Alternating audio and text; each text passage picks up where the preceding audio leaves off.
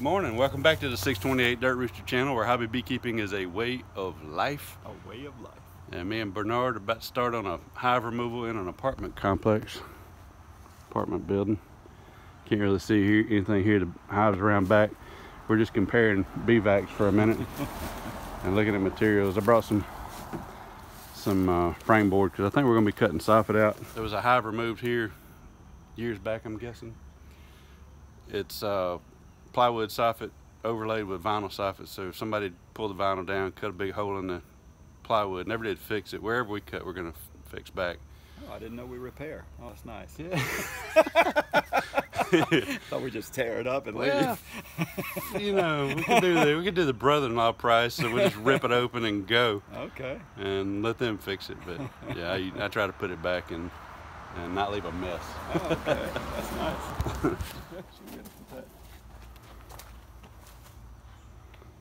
Right here on the end of the building, that makes it convenient. Yeah. Look, man, I ain't seen so much gardening going on. This lockdown's got everybody gardening. The quarantine, people putting trash out by the streets and Out washing out cars. the garage. I've never seen so much car washing going on in my life. That's true. So I pulled down a little bit of the soffit. This is what somebody did before, which really looks bad. You gonna trust that chair? There you go. I'm gonna let Bernard. Nah. I'm gonna let Bernard record while I break a leg.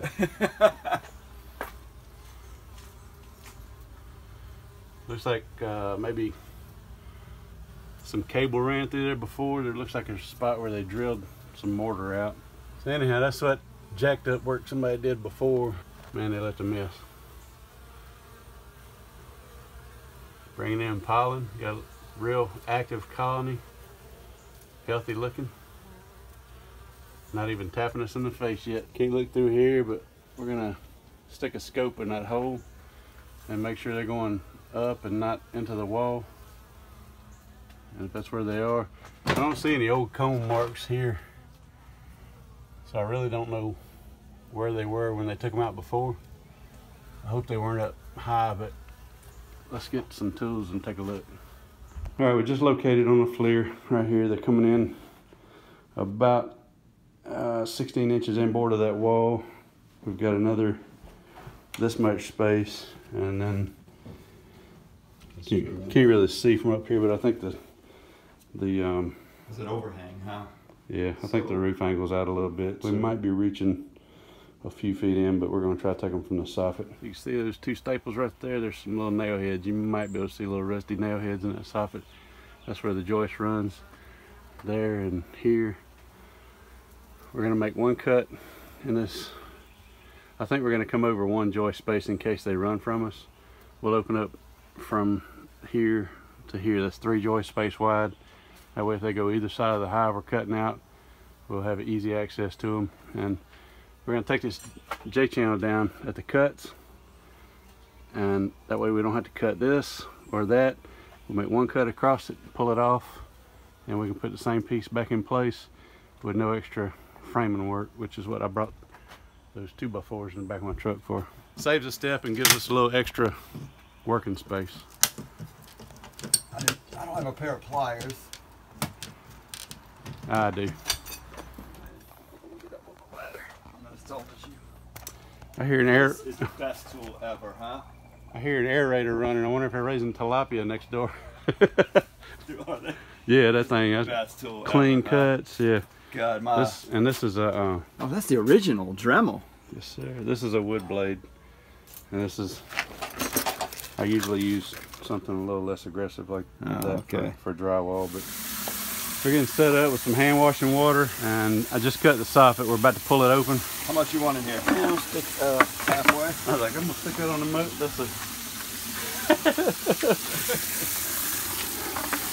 It's a similar type lid on the everything bee vac. And I was like, I'm fixing to go screw this on, but I didn't realize it was an actual food safe lid. Yeah. So we're about to open this soffit. I went ahead and got a sweat going just so the bees know I'm serious. And I'm thankful for this weather. It's overcast, but Isn't that nice? The sun's not on us. And we're on the north side of the building, I believe, so Even if the sun comes out, we'll be out of the sun, but we're still going to be, it's hot. We're in South Louisiana. We're in South Louisiana. We're right near the Mississippi state line. Bernard is a Louisiana beekeeper, and these bees are going home with him. Thank you. And I am just here to help facilitate the process. They are bringing some pollen in, huh? They are.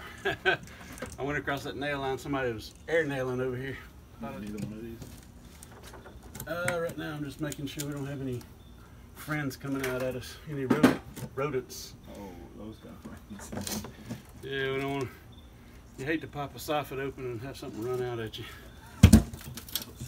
Wouldn't be the first time. Really? I've had squirrels use my ladder before. On the way down, huh? Yeah. Exactly.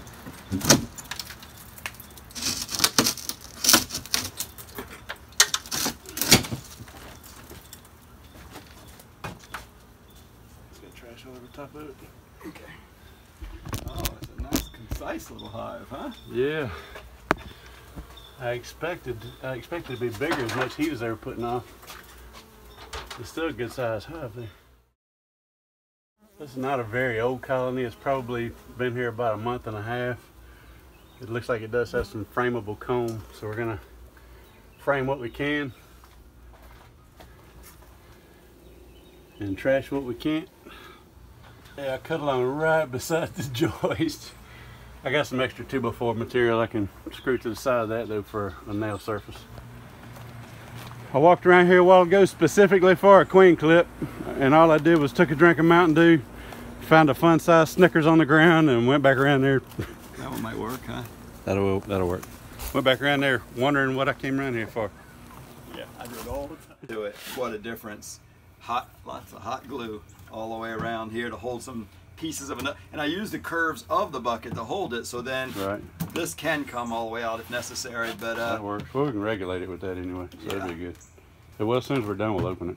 In between vacs, we can open it. Okay. I've got 2 vacs with me. I got the everything, and then I got John Nelson's vac, but we're going to use Bernard's here so we can kind of fine tune it. So the first thing we're going to do is get up there and probably take out a few pieces of comb. We can vac a little bit first. We'll probably cut out a few of those new ones and stick this up there in a place where it's easy to find, because the queen don't announce it when she's about to walk out. So you want me to tape this back on there again? Yeah. We're set up and ready to get to work. I'm putting on my bee suit now. There it is. Oh, that'll protect you. It's on.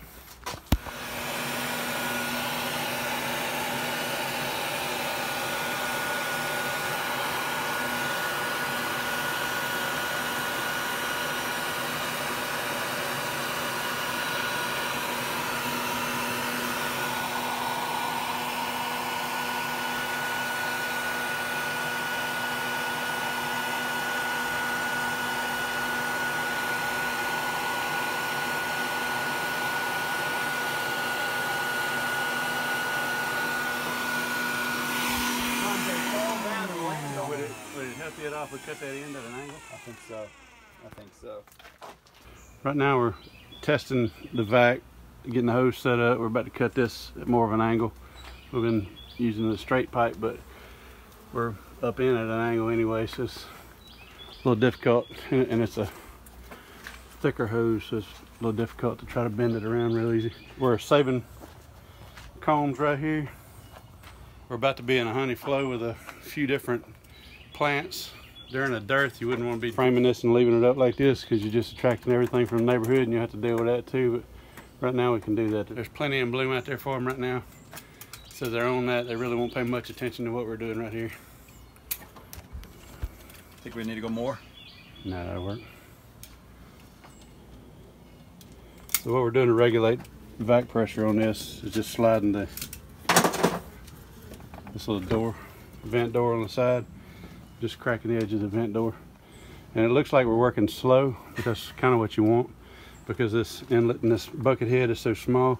You're taking bees in pretty fast, especially if you're going from a bigger hose to a small hose. It might not feel like anything at the end of your big hose, but you got time. You don't have to suck them up in a giant hurry. Just take your time, work them, low vac pressure. If you suck them in too fast, it stresses them and they do funny things. Like regurgitate. Like a lot of people, myself included, when you first get started, you pull them in too fast and you wind up with just a ball of wet bees when you get home. And part of the way to avoid that is to pull them in slower. Just work them.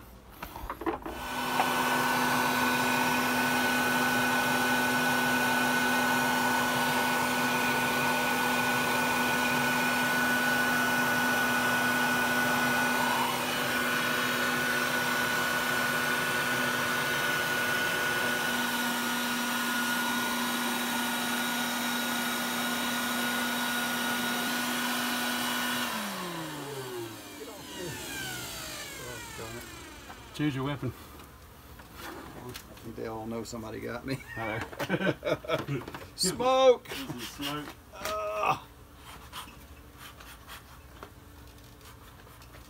Should I smoke the hive at all? You can. You can run them back. That way it gets you. Just smoke the front where you're going to be cutting. Okay. So we're fixing to take that front piece out. And you can smoke in between the first and second pieces. Okay. To run them out of there too.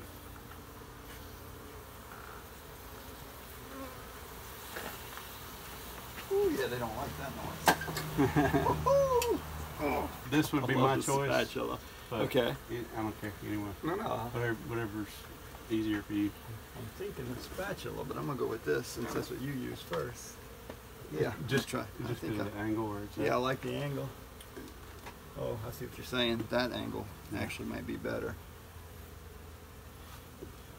And you're just trying to get a grip with it with your hands, huh? Yeah, like when you get your fingers up in there, just wiggle them like this and slowly come up in there and they'll get out of the way of your fingers. And, okay. then you can get a grip on it. But you can go ahead and do your cuts.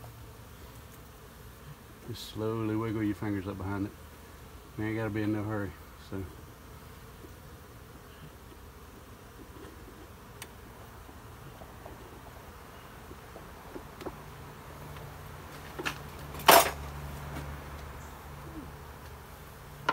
Watch out where you grab on the back because they're going to be covered with bees. You want to take it or? Yep. Alrighty. When you pull them off, if I pull them off, I got this one in my hand, so I don't pay much attention to it. I'm looking. Oh, looking for the queen. I'm looking for the queen, and I can search this one later. Okay. So as soon as I uncover brood combs, I'm immediately looking for the queen, and the one I've got in my hand, she can't get off of it anyway, so I can search it. Okay. When I'm done looking up there. Gotcha. Oh, your phone just fell out or something.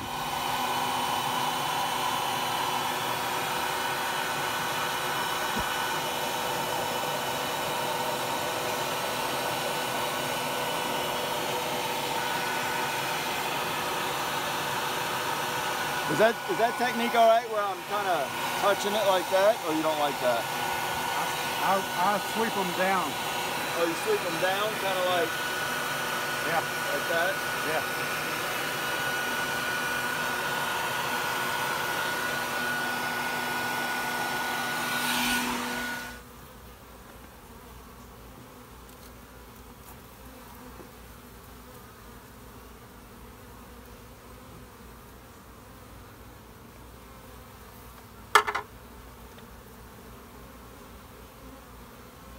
One's going up my shirt.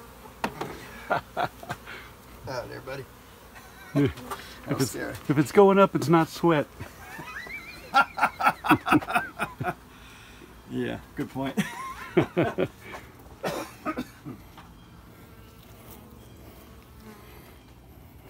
You know what I just realized? What's that? Their pattern is a flux capacitor.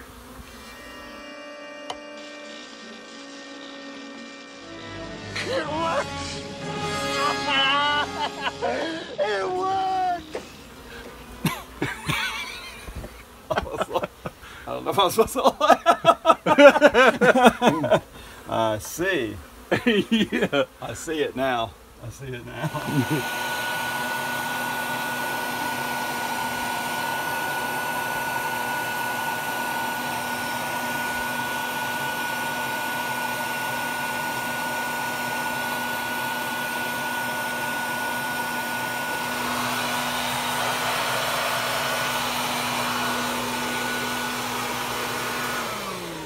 Still don't smoke in between.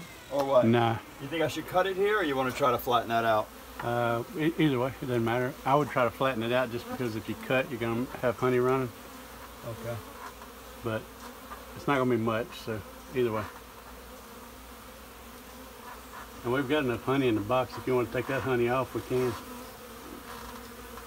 By cutting it now, you mean? No, after we get it out. After.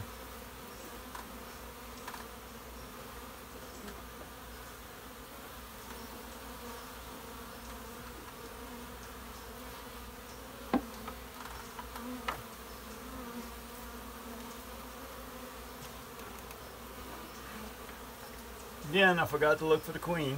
That's all right. We'll get her one way or another. Frame. On the frame right here up front. On the comb? Right there, no, up front. Right there. I don't see her. Right there in the middle of that little cluster. Walking towards the comb. She's about to walk in that group. I don't see her. Right there, right there, right there. Dark queen, dark queen. Right there she is. Grab you. There you go, run her out. Hey, here's your clip right here on top of the ladder. I think I got her. You got your clip? That's right there. Oh, there it is. That's her, right? Yep. There she is. Yes! I can't believe I got her. That's the first time I ever got a queen on a. Make sure that cage is closed all the way. Oh yeah. Put her by these other ones, huh? Yeah, you can put her over there or either way. As long as she's got bees on her, it doesn't matter. Yeah, I was gonna say inside here she'll get some bees on her, huh? You can put her on this comb sitting right here in the wide open. God, how did you see that? God, she was almost. I'm so used to them being such a different color. She blended in pretty good.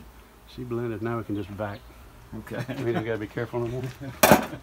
we do have to work, still regulate pressure, but we can back without having and we can take that comb out at any point. So I would start on the back of that big cluster. Okay.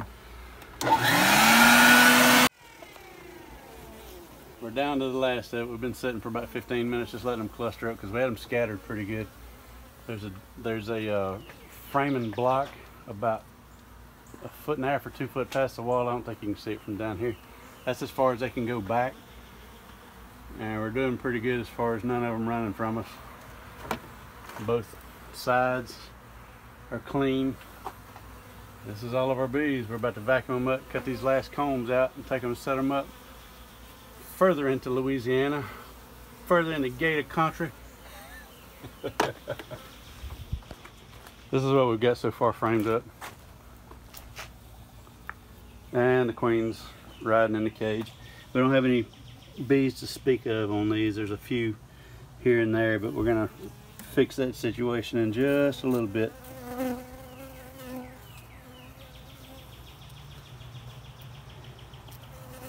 She's still in there? Yeah, still here.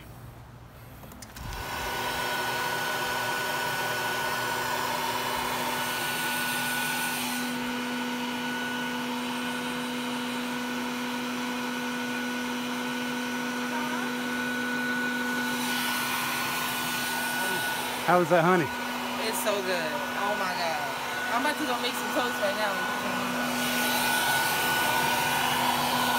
How much y'all sell it for? I know it goes for a good amount. The honey? Yeah. We don't sell that. Y'all don't sell it? No. What y'all do with it? Eat it. Oh. See, that's what's keeping you everything, from getting stung, you know, because you standing right. But I'm not trying to get too close, because I know those are the bees. As long as you don't mess with them, they're not going to mess with you. That's the kind, huh? Yeah, I watch a lot of Animal Planet. Oh, man. So you sure they're not getting it in the house? they might touch you as they fly by. They're not getting in the house. That's one thing we can be sure of. Too. We're done. We got a few foragers trying to come back. Hives out. Everything's put back together. These will die out over a little bit of time. They won't go anywhere else. There's not enough bees to build back anything. There's no queen, no brood. They won't even build anything. They'll just hang out.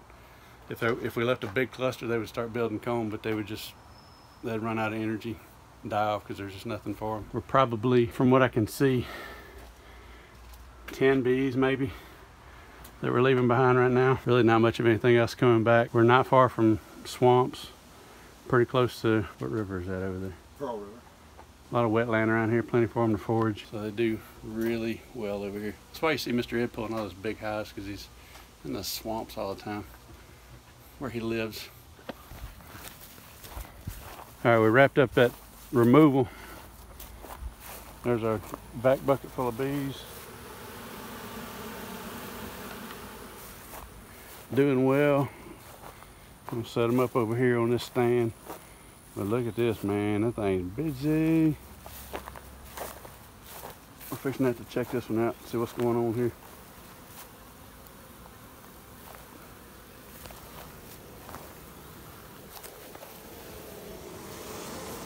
So that's a double queen bottom. It's got a divider board in the middle. This one here? Yeah, so they come in on both sides. A little hole over here and a little hole over here. So there's 2 queens on that bottom section. Oh, okay. With a queen what do you call it? Hen excluder. Yeah. I don't know, I saw it on a YouTube video, so I tried it out. Yeah, so you're just gonna run a double queen box and try to build some honey off of it. That's right, for here. And yeah. Then here, and there, you got their own. Oh, I didn't even see that one over there. Yeah, that one's shaded too much. I started to do it there, and then this tent by about noon shades them a little too much. Yeah. So when I moved out here, God, these are doing so much better. Oh yeah. But this is the only one I overwintered from your brother, actually. I had 2 hives from your brother last year. One died out. This one did okay. Okay. And I think that a lot of them just went over here when the queen left or whatever. Because it kind of grew pretty quick after the other one died. Yeah, I was trying to figure out while there was a pile on front, pile on back. Now that you say that, I see the 2 separate entrances. Yeah. Okay. And it's just a little hole and then a vent hole, so they think they could get in or out the vent. Every day they're like this, even when it's a little cooler mornings. Yeah. At night they all go in though. And I just added, this is a feeder on top. Got a good bit of sugar water on this one side over here. Oh, they're taking it down too. They are, yeah. Yeah, because you can see the line where it was just 4 or 5 days ago, right? The flood line? The flood line, yeah, we know about that down south now with the hurricanes. Yeah, we know what a flood line. So I got a feeder on top of each one. This one's all the way down. Okay. I'm debating on whether to put more in there because you've been saying. If they'll take it and you want to build them up, give it to them. And I've been giving them some pollen patties too. So we got a queen there. Let me go get the one other box and then I'm happy to hear how to do this.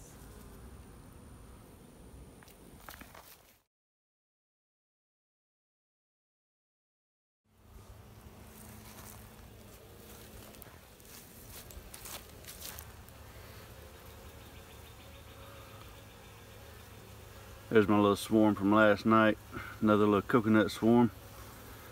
I just opened the edge of the bucket. It's one of those 3 or 4 gallon buckets, t-shirt taped around it. That's all I had last night.